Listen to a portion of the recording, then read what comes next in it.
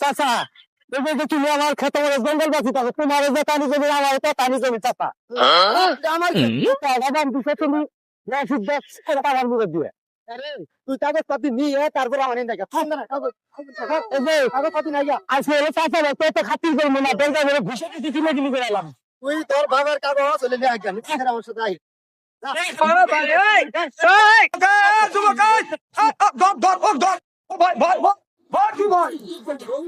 গুলি হবে গুলি হবে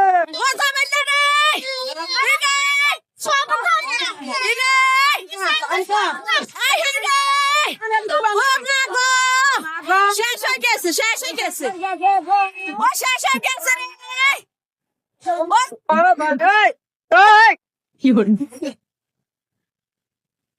ছেড়ে দেন